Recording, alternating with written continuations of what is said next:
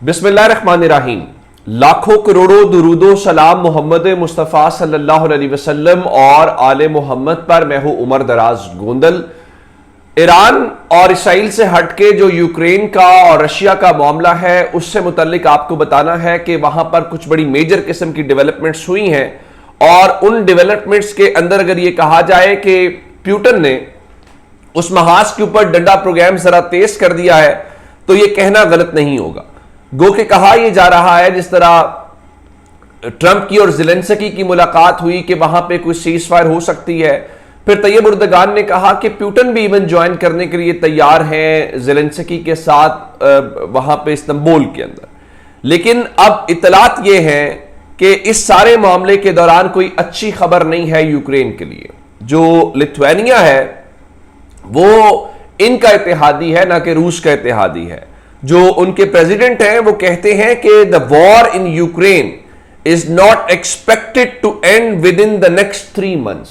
ये Kyiv Post जो इनका अपना अखबार है उसकी ये खबर है कि लिथुआनिया का प्रेसिडेंट ये कह रहा है कि कम से कम अगले 3 साल ये यूक्रेन और जो रशिया की जंग है उसके खत्म होने का कोई इम्कान नहीं है। और मैं आपको एक और बात बताऊं कि इस सब के बीच में यूरोपीय यूनियन का जो इजलास था और यूरोपीय यूनियन के हवाले से वहां पर यह कह रहा था ज़ेलेंस्की कि होना इस तरह से चाहिए कि एक पॉलिटिकल जो मैसेज है वो बड़ा स्ट्रांगली यहां से कन्वे होना चाहिए।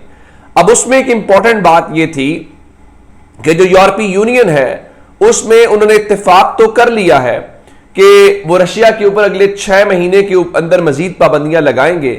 लेकिन उसके अंदर एक चीज बड़ी इंपॉर्टेंट है कि हंगरी इस पूरी एफर्ट को ब्लॉक कर सकता है। अब हंगरी क्यों ब्लॉक कर सकता है वो बहुत ही इंपॉर्टेंट बात है।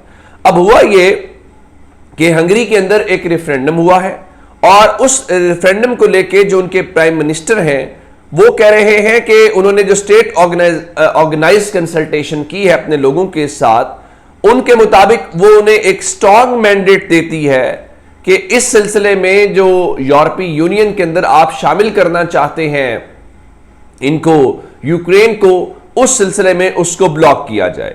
तो आप यूं कहिए कि उस सिलसिले में यूरोपीय यूनियन में वो शामिल तो होना चाहता है लेकिन बहुत सारे ममालिक जो उनके इत्तेहादी हैं वो चाहते नहीं। जिसकी एक मिसाल हंगरी है कि हंगरी इस चीज को ब्लॉक कर रहा है कि हमारे लोग इस चीज के लिए तैयार नहीं है कि आप यूक्रेन को उसमें शामिल करें। लेकिन उसमें क्या है कि पाबंदियों के हवाले से तो इत्तेफाक हो गया है लेकिन इसके बीच में जो रशिया है वो मुख्तलिफ इलाके भी काबू कर रहा है और वो आगे बढ़ता हुआ भी दिखाई दे रहा है। अब इस सिलसिले में खबर यह है कि जो इनका खैरसन का रीजन है वहां पे रशिया ने एयर स्ट्राइक्स की हैं और उसमें कुछ लोग के मारे जाने की और कुछ लोगों के जख्मी होने की इत्तलात है। और उससे हट के ये जो डोनेट्स्क का रीजन है यहां पे मैंने आपको कल भी बताया था कि वक्तन फवक्तन खबरें आती हैं कि अब ये गांव, ये रीजन, ये इलाका रशिया ने काबू कर लिया है। अब उस सिलसिले में एक और शिवचेंको का इलाका है ईस्टर्न यूक्रेन के अंदर जो इनका यहां पे क्या कहते हैं कि लिथियम जो के बड़े बड़े ज़खायर हैं। तो वहां पे इतलात ये हैं कि अब उनके हाथ में वो चीज़ आ गई है और उसके वो करीब आ गए हैं और अगर वो लिथियम के इन खजानों को काबू कर लेते हैं तो वो इसीलिए तो यूक्रेन के अंदर मसला अमेरिका भी है कि वहां पे मिनरल्स बहुत ज़्यादा है तो वो उस इलाके को या उस विलेज को उन्होंने कैप्चर कर लिया है। तो उसके अलावा डोनेट्स्क के अंदर ही एक और जो बताया गया है एक सेटलमेंट है नोवर्सिफिका नाम की, इतलात हैं कि वो भी जो रशिया है उनकी डिफेंस मिनिस्ट्री का क्लेम है कि हमारे पास आ गई है। अच्छा, इससे हट के जो सूमी रीजन है, ये सूमी रीजन बिल्कुल साथ लगता है और कोई 30 मील का उसमें फासला है। उसको लेके यूक्रेन की जो फोर्सेज हैं उन्होंने वहां पे एडवांसमेंट शुरू की बॉर्डर एरिया के साथ जो नॉर्दर्न रीजन है। तो वहां पे जो यूक्रेन की फौज है वो कह रही है कि हमने मुकम्मल तौर पे उनको रोका है और उनको आगे बढ़ने से रोक दिया है। तो अब देखना यह है कि ये कैसे हो सकता है कि वहां पर वो पहले भी बफर जोन बनाने की कोशिश कर रहे थे तो किस तरीके से वहां पे चीजें हो सकती हैं। लेकिन सूमी रीजन के अंदर उन्होंने इत्तलात ये हैं कि चूंकि ये वो ग्राउंड लेना चाहते हैं उस इंडस्ट्रियल रीजन की तरफ जाने के लिए तो अब उस चीज को लेकर उनका जो डिफेंसिव लाइंस हैं उनको जल्द अज जल्द जो है वो रीबिल्ड किया जाए। अच्छा, उससे हट के मैं आपको एक और बात बताना चाह रहा हूं कि वो जब ब्रसल्स की बात कर रहे थे और सारी बातें कर रहे थे, तो इसके बीच में हमने ये देखा कि यूक्रेन और रशिया के दरमियान कल जंगी कैदियों का जो तबादला है वो एक बार फिर हुआ है। लेकिन अब आया इनकी अगली टॉक्स कब होंगी? जिस तरह पहले इन्होंने इस्तांबुल के हवाले से बातचीत की थी, उसको लेके कहा जा रहा है कि अभी उस बारे में किसी किस्म का कोई जो डेट्स हैं वो फाइनल नहीं हो रही कि आया ये किस दिन होगा।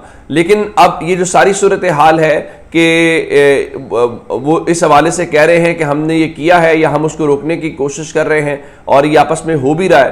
तो इसमें एक चीज़ ज़रूर है और वो ज़ेलेंस्की का बार बार यूरोप के ऊपर शिकवा है। मिसाल के तौर के ऊपर उन्होंने यूरोपियन कंपनीज को ये कहा है कि जो मिसाइल्स में इस्तेमाल होने वाले मुख्तलिफ पार्ट्स हैं वो आपकी मुख्तलिफ कंपनीज अभी भी रशिया को सप्लाई कर रही हैं, और उनके मुताबिक the some European companies are still sending critical components to Russia, those end up in missiles and other weapons used to kill us, kill Ukrainians. यानी अब वो कहते हैं कि आप जो है वो ना करें। लेकिन इसमें दो चीज़ें हैं कि पहली बात तो ये है कि क्या यूक्रेन के दिफा करना एक और चीज़ है, लेकिन यूक्रेन के चक्कर में वो अपनी जो डिफेंस की उनकी तिजारत है या वैसे तिजारत है वो उसको क्यों रोकेंगे, ये भी एक सवाल है। और उसमें एक चीज़ और है कि जो नीदरलैंड्स है और बेल्जियम है, उन्होंने बताया है जी कि वो उन्होंने दो जो माइन हंटर्स हैं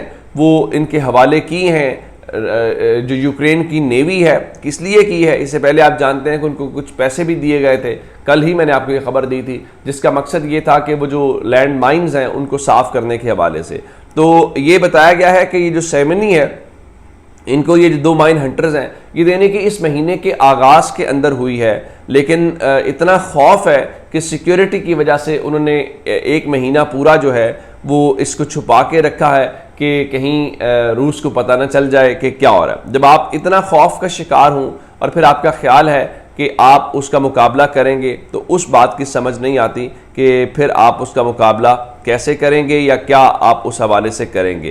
तो उस बारे में तो चीज़ें खैर चलती हुई दिखाई दे रही हैं। एक चीज़ बड़ी इंपॉर्टेंट है, जिस तरह से एक दूसरे के ऊपर हमला हो रहा है, तो यूक्रेन कह रहा है जी उसके ड्रोन्स ने जो रशियन S-400 डिफेंस सिस्टम है क्राइमिया के इलाके के अंदर, उनके मुताबिक उन्होंने उसको हिट किया है। और उनके मुताबिक the strike damage critical and expensive components of Russia's S-400 defence system. और वो सारा उन्होंने बताया है कि उनके लॉन्चर्स को लेके, उनके रडार्स को लेके। अगर आपको याद हो, इंडिया और पाकिस्तान का जब आपस में अभी हालिया तनाज़ा बना था, तो उस तनाज़े के बीच में भी पाकिस्तान जो है उसने S-400 को टारगेट किया था। S-400 को टारगेट करने से मुराद ये है कि जहाँ पे उसकी बैटरीज लगी हुई थी, उन बैटरीज को पाकिस्तान ने किया, और फिर जो इंटरनेशनल मीडिया था, जो ऑब्जर्वर्स थे, उन्होंने इस बात को वेरीफाई भी किया। फिर उसमें जो इनके ऑपरेटर्स थे S-400 के, उनकी हलाकतों के साथ इस बात की वेरिफिकेशन हुई थी। तो S-400 को पाकिस्तान ने भी हिट किया और अब इत्तलात हैं कि यूक्रेन ने भी किया। अपना बहुत सारा ख्याल रखिएगा। खुदा हाफिज़।